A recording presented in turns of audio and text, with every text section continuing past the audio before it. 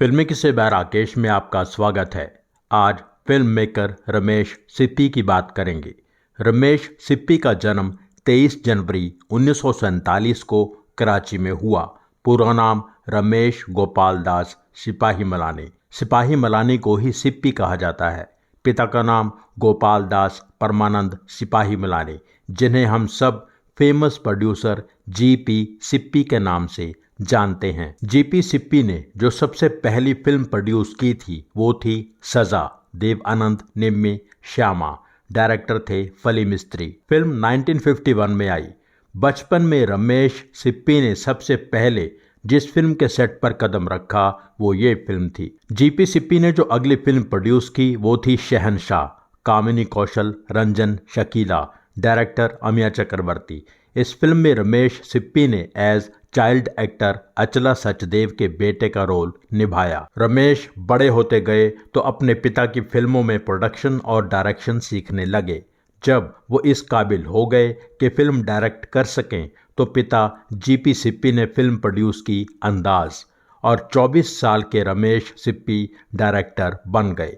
इतनी कम उम्र में इस तरह का मैच्योर सब्जेक्ट हैंडल करना आसान नहीं था, पर रमेश सिप्पी ने यह काम बहुत अच्छे से किया।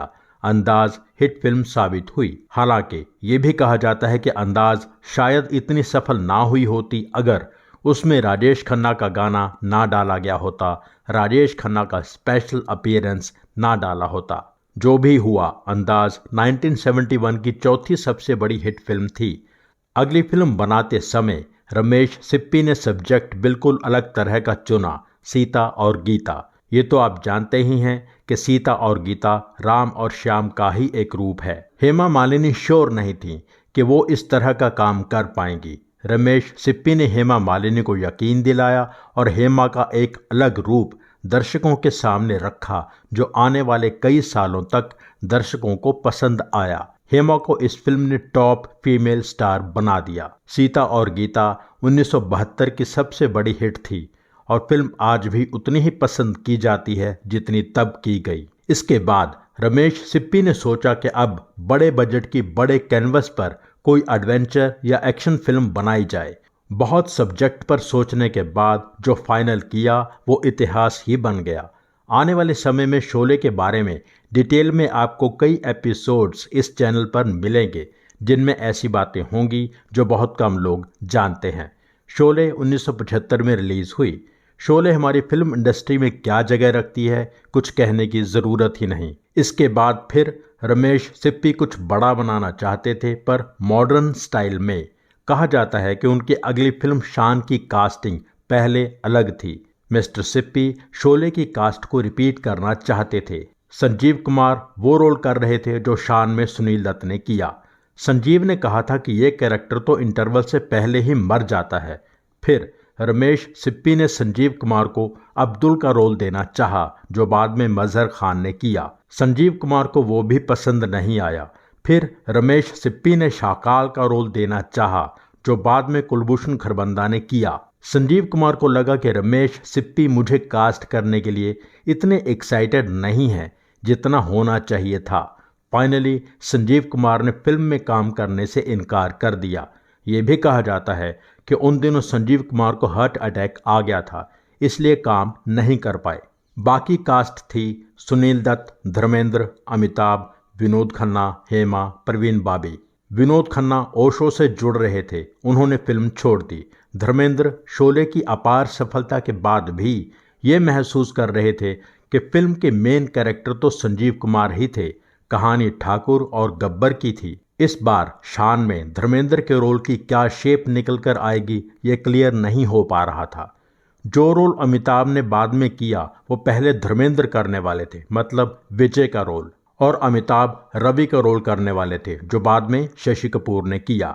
मल्टी स्टार फिल्म में धर्मेंद्र कितने इंपॉर्टेंट होंगे ये सोचते हुए धर्मेंद्र ने शान छोड़ दी। अब विनोद खन्ना की जगह शत्रुघ्न सिन्हा को लिया गया और शशि कपूर को फिल्म में शामिल कर लिया गया। अब अमिताभ विजय बन गए और शशि रवि।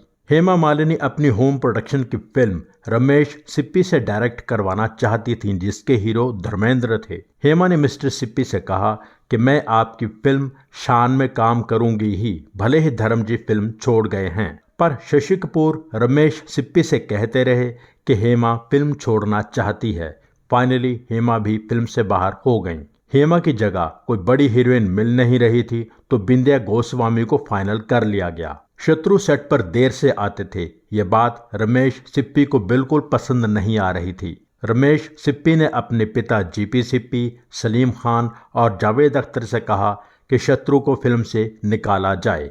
ये फैसला हुआ कि न्यू कमर नसीरुद्दीन शाह को फिल्म में शामिल किया जाएगा। नसीरुद्दीन की जो डेट्स चाहिए थीं वो नसीर दूसरी फिल्म को पहले से दे चुके थे। फिल्म थी अल्बर्ट पिंटो को गुस्सा क्यों आता है।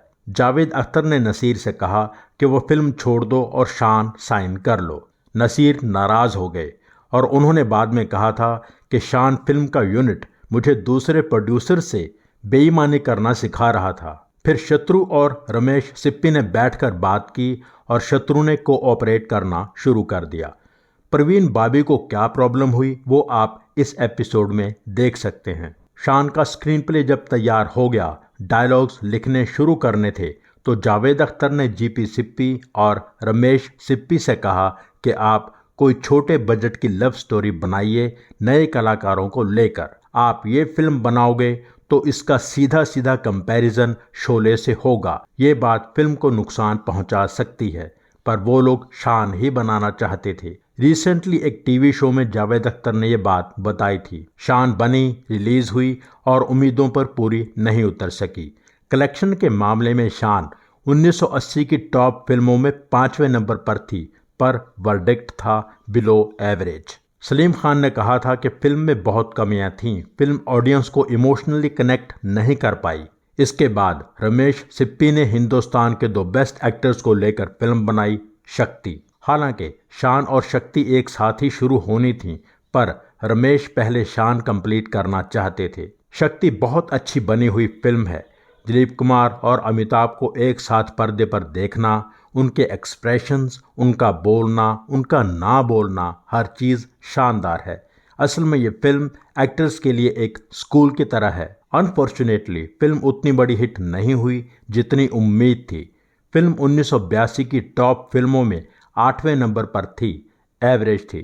1985 में रमेश सिप्पी की अगली फिल्म आई सागर, जो डिम्पल कपाडिया की सेकंड इनिंग की शुरुआत थी। हालांकि डिम्पल की बीच में एक फिल्म और आ गई थी, उस पर आप ये एपिसोड देख सकते हैं। सागर 1985 की फिल्मों में 5वें नंबर पर थी, पर बहुत बड़ी हिट ये भी नहीं हुई थी। असल में शोले के बाद रमेश सिप्पी की कोई भी फिल्म बहुत बड़ी हिट नहीं हुई। कुछ लोगों ने कहा कि हेमा मालिनी रमेश सिप्पी के लिए बहुत लकी थीं। पहली 3 फिल्मों में हेमा थीं, तीनों बहुत बड़ी हिट हुईं। 1987 में रमेश सिप्पी ने एक बहुत पॉपुलर टीवी सीरीज डायरेक्ट की, बुनियाद। उसके बाद 1989 में भ्रष्टाचार, 1991 में अकेला, 1995 में जमाना दीवाना। रमेश सिप्पी की बनाई ये फिल्में फ्लॉप हुईं। एक फिल्म शिमला मिर्ची आजकल इंटरनेट पर नजर आती है, उसे भी रमेश सिप्पी ने ही डायरेक्ट किया है। रमेश सिप्पी ने हमारे सिनेमा को एक ही ऐसी फिल्म दी है जिसके होते हुए किसी और फिल्म की बात करने की ज़रूरत ही नहीं। इंडस्ट्री में जो लोग रमेश सिप्पी को करीब से जानते हैं, उनका यही कहना है कि वह बहुत ही डिसिप्लिन्ड फिल्म मेकर हैं।